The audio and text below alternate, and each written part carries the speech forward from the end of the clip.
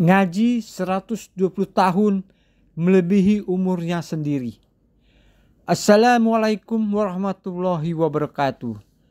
Selamat berjumpa kembali di channel Karomah Wali yang menyajikan cerita kisah karomah dari para wali Nusantara.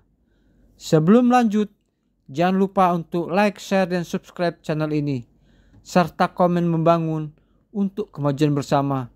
Dan semoga kita dalam lindungan Allah Subhanahu wa Ta'ala. Ini adalah kisah tentang karomah Kiai Khalil Bangkalan kepada Kiai Hasyim Asy'ari. Sebagai siswa muda di pesantren Bangkalan, Kiai Hasyim Asy'ari diberi tugas menjaga kuda milik Mbah Khalil, sehingga dia tidak memiliki banyak kesempatan untuk mengaji. Suatu hari Mbah Khalil menerima tamu dari Jawa, seorang kiai, namun santrinya hanya puluhan, bukan ratusan. Tujuan tamu disampaikan kepada Mbah Khalil setelah ditanya tentang kebutuhannya. Tamu, "Mbah Yai, yang pertama saya datang ke sini berniat silaturahim, dan kedua saya berencana ingin menikahkan anak perempuan saya. Hubungan anak saya sudah dewasa, kiranya patut untuk dicarikan jodoh. Apalagi usia saya juga sudah tua, yang tidak lama lagi Allah pasti memanggil ruh saya, Mbah Kiai. Jika ada Kiai, saya mohon petunjuk dan izin Kiai untuk mencarikan jodohnya." Tanpa pikir panjang, Mbah Khalil langsung memanggil Hasyim muda yang sedang mengurus kuda di belakang rumah. Spontan Hasyim muda yang mendengar panggilan suara gurunya langsung lari tunggang langgang untuk menghadap sang guru. "Hasyim muda, ya Kiai, jenengan manggil saya?" Mbah Khalil, "Iya." Hasyim muda langsung diam dan menunduk. Kemudian Mbah Khalil bertanya, "Ini dia calon menantumu yang akan meneruskan perjuanganmu." Tamu itu terkejut dan bingung. Dalam hatinya dia berpikir, masa iya sih santri belusukan seperti ini akan mengurus pesantrenku? Saya kok tidak yakin bila anak ini banyak ilmunya. Di sisi lain, Hasyim muda sangat terkejut dan berpikir, masa iya Mbah Khalil tega menjodohkanku dengan putrinya, ulama yang begitu mulia dan santrinya banyak yang berwibawa dan alim. Mbah Khalil lalu menyambung dawuhnya, membuyarkan pikiran keduanya. "Sudahlah, pokoknya sekarang kamu pulang dan siapkan saja selamatannya di rumahmu. 3 hari lagi akad nikah dilaksanakan, dan kamu Hasyim kembali ke belakang." Hasyim muda pun kembali dengan hati yang risau. Pikirannya kacau balau, sembari bertanya-tanya dalam hati kecilnya, bagaimana saya bisa menjalani ini semua? Kenapa guru tidak memberitahu saya sebelumnya? Paling tidak kan menawarkan dulu. Hasyim muda tetap bingung, bimbang, ragu, dan bingung. Hidayah Allah terlihat pada saat-saat seperti itu. Hasyim muda ingat ketika Mbah Khalil mengajar kitab, dia hanya berkata, "Barang siapa di antara kalian yang ingin tercapai hajatnya, maka bacalah sholawat nariyah sebanyak-banyaknya dan pada waktu yang sangat dianjurkan setelah separuh malam sampai menjelang subuh." Saat itu kira-kira jam 12 malam. Hasyim muda mengikuti perintah gurunya. Dengan kata lain, dia membaca sholawat nariyah sebanyak-banyaknya sampai ketiduran menjelang subuh. Karena karomah Kiai Khalil dan izin Allah, hal-hal aneh terjadi, di mana dia bermimpi dalam tidur bertemu Imam Al-Bukhari dan diajarkan hadis sahih selama 40 tahun. Setelah terbangun, dia terkejut dan tidak dapat mempercayai mimpinya.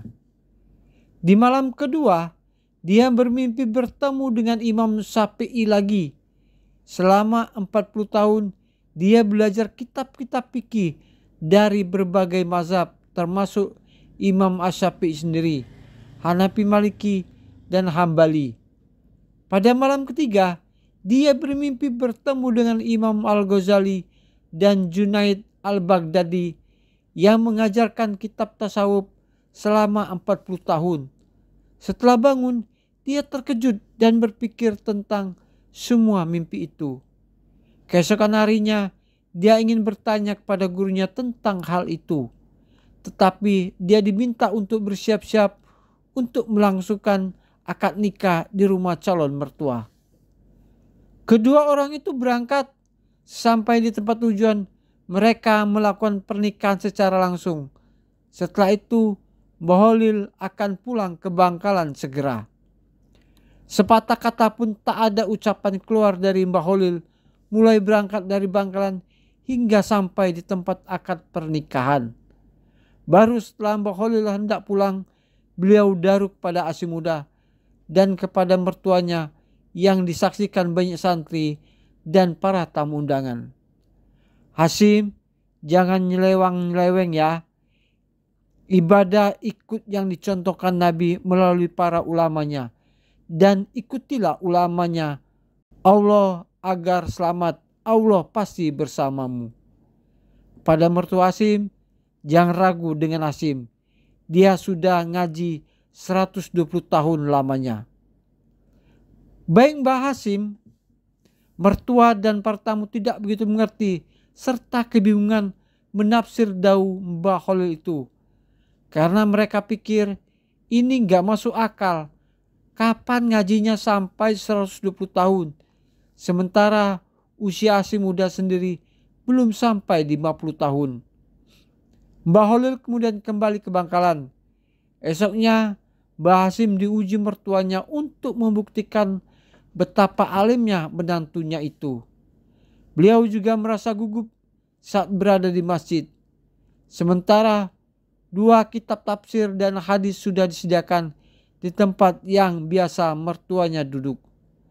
Tanpa meminta pertanyaan, guru dan santri menetapkan batas-batas apa yang harus diajarkan dan dibaca. Keajaiban dan karomah Kiai Holil akhirnya dimulai. Hasim Muda membaca dengan fasih dan hafal di luar kepala tanpa menengok. Apalagi saat dia memegang kitabnya. Beliau membahas kitab itu layaknya seorang masyasyikh yang penuh dengan pengetahuan yang sempurna. Mertua yang mengintip dari celah jendela rumahnya dan guru senior yang tidak yakin dengan kemampuan beliau juga menjadi takjub. Dari hari itu hingga seterusnya, Hasim Muda lah yang molang semua kitab-kitab klasik dari berbagai cabang ilmu agama Islam. Itulah beberapa karomah Kiai Holil kepada Mbah Hasim dan masih banyak lagi karomah-karomah beliau kepada santrinya yang lain.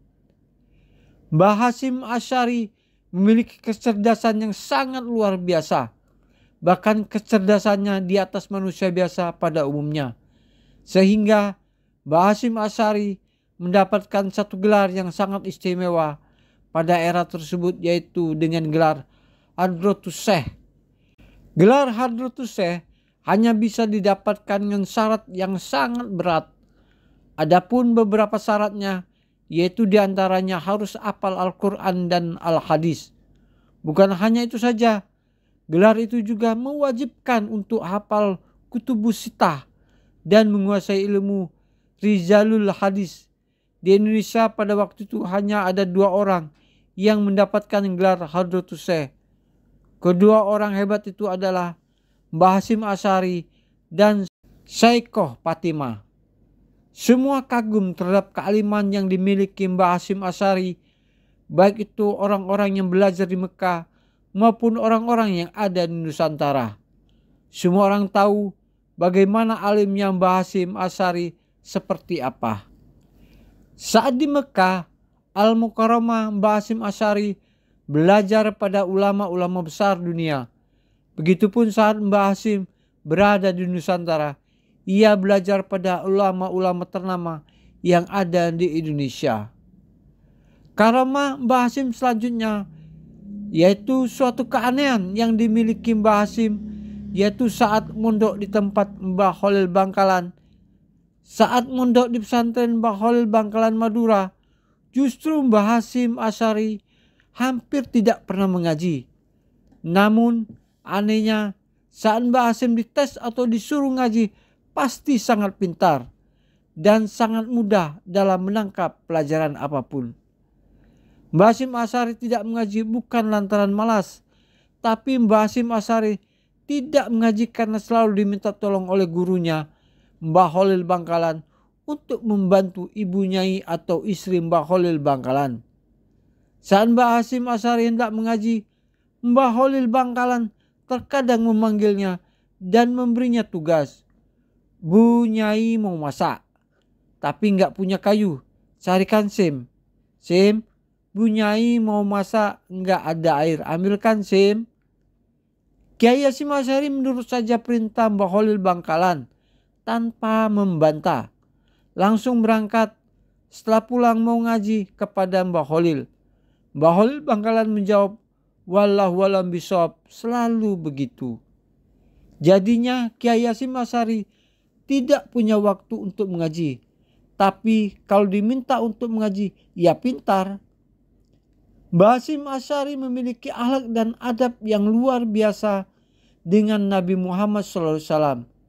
Selama di Mekah, semua orang tahu Mbah Hashim Asy'ari tidak pernah memakai sandal dan tidak berani buang hajat di tanah suci. Kalau mau buang hajat harus keluar dari tanah suci. Jika ditanya alasannya, gak enak memakai sandal dan buang hajat di tanah suci. Ada makam Nabi Muhammad SAW, ujar Kiai Hashim Asy'ari. Semoga Allah Subhanahu wa ta'ala senantiasa melimpahkan barokah dan manfaat dari beliau-beliau ini kepada kita dan anak cucu kita, sehingga kita tetap berada di Islam yang hakiki. Amin. Wassalamualaikum warahmatullahi wabarakatuh.